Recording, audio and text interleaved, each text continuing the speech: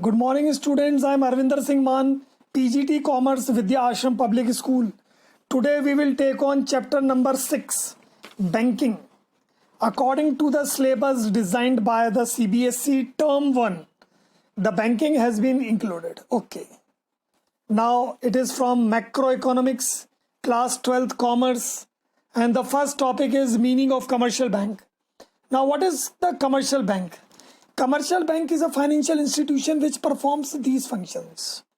Commercial bank वो bank है जो निम्नलिखित काम करते हैं. Accepting the deposit from the public, लोगों से जमाएं स्वीकार करते हैं, लोग वहाँ जाके पैसे जमा करा सकते हैं. Advancing loan to the public, public को लोन देते हैं उस जमाओं में से, और मेन काम है प्रॉफिट अर्न करना. Now this is why these institutions are called commercial banks. और यही कारण है कि इनको कमर्शियल बैंक कहा जाता है.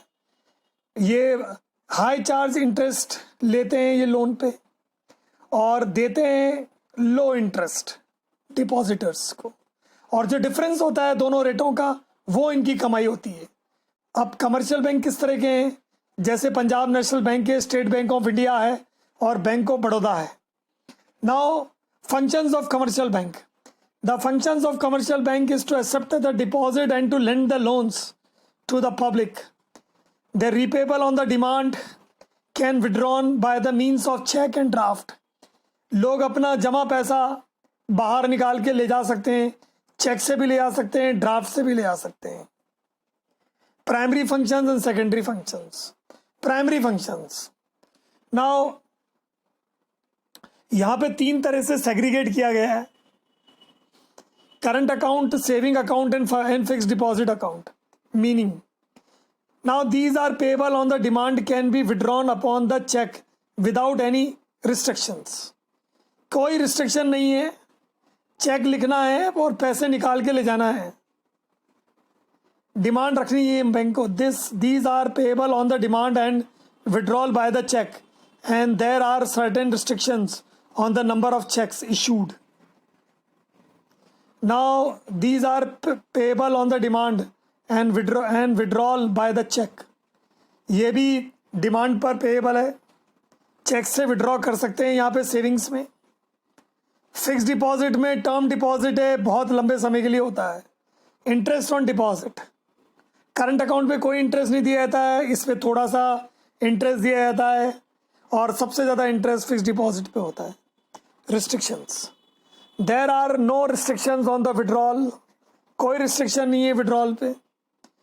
There are limited restrictions according to the rules of the bank, and there are restrictions on the withdrawal. बिल्कुल जब मैच्योर्ड होगा जब ही निकाल सकते हैं. सेटलमेंट ऑफ द अकाउंट, ये sent at the regular intervals. Settlement statement जो है वो रेगुलर इंटरवल्स पे दिया था, हर 3 महीने में, हर महीने. यहाँ भी रेगुलर इंटरवल्स पे दिया था, यहाँ कोई स्टेटमेंट नहीं दिया जाता. Users, businessman use this, house hold and firm use this, and house hold and firm use this. Now advancing the loan, cash credit, demand credit and short term loan. 3 तरह के लोन है. Meaning, the credit limit is sanction upon which the users may borrow from the bank. Okay, cash credit जो है वो यहाँ पर limits होती हैं, हम उसको बोरो कर सकते हैं from the bank on the given security के ऊपर. Now this loan can be recalled on demand by the bank at any time. और ये जो रिकॉल्ड है, रिकॉल्ड कैन बी बैंक उसको मांग सकता है at any time. Demand credit है, कैश क्रेडिट में थोड़ी सी लिमिट होती है. This loan is given to the personal loan, priority is given to the distinct individuals, users. Producers and traders can use. Security brokers, these whose credit needs fluctuate, use this category. Now household, firm and priorities sectors use this type of loan. It is charged on amount actually used. जो amount use किया गया उसी पे लगेगा. Whole amount of the loan is chargeable, सारे के सारे loan amount पे लगेगा। होल अमाउंट इज चार्जेबल, बिल्कुल सारे लोन पे लगेगा। कैश क्रेडिट में लिमिट होती है, लिमिट के बेस पे होता है, जितना पैसा निकालते जाओगे उतना लोन पर इंटरेस्ट देना पड़ेगा। नो स्टेटेड मैच्योरिटी, कोई मैच्योरिटी नहीं है, कोई मैच्योरिटी नहीं है, कभी भी मांगा जा सकता है और इसमें मैच्योरिटी पीरियड होता है as per the bank rules. Now secondary functions, सबसे पहला है ओवरड्राफ्ट। देखो ओवरड्राफ्ट भी एक शॉर्ट टर्म लोन है जो कमर्शियल बैंक देती हैं अपने ग्राहकों को। ये सिर्फ करंट अकाउंट रखने वालों को दिया जाता है। And the overdraft is been you given to those peoples who are from the business families business.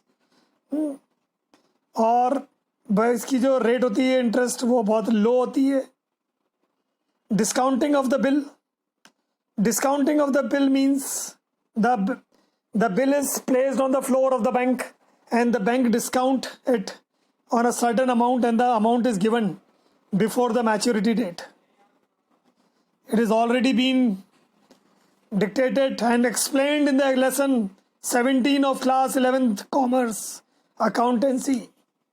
Investment of fund, government securities हैं, इसमें गवर्नमेंट अपनी सिक्योरिटीज इशू करती है, जैसे एनएससी है, ट्रेजरी बिल है।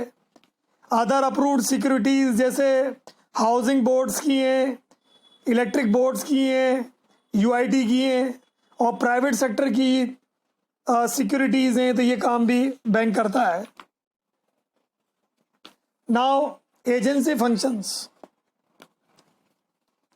एजेंसी फंक्शंस में सबसे पहला है ट्रांसफर ऑफ फंड्स, फंड्स को ट्रांसफर करता है। डिमांड ड्राफ्ट है, मेल ट्रांसफर है, टेलीग्राफिक ट्रांसफर है, निफ्ट है। Collection of fund, fund collect करता है चेक के द्वारा, ड्राफ्ट के द्वारा, बिल के द्वारा। Purchase and sale of shares, shares को बेचता है, खरीदता है ग्राहकों की ओर से। Collection of dividend and interest, dividend और इंटरेस्ट को कलेक्ट करता है शेयर्स और डिवेंचर्स पे। इंश्योरेंस प्रीमियम पे करता है, ट्रस्टीज की विल को कलेक्ट करता है। Provisions of income tax, income tax का भी काम करता है।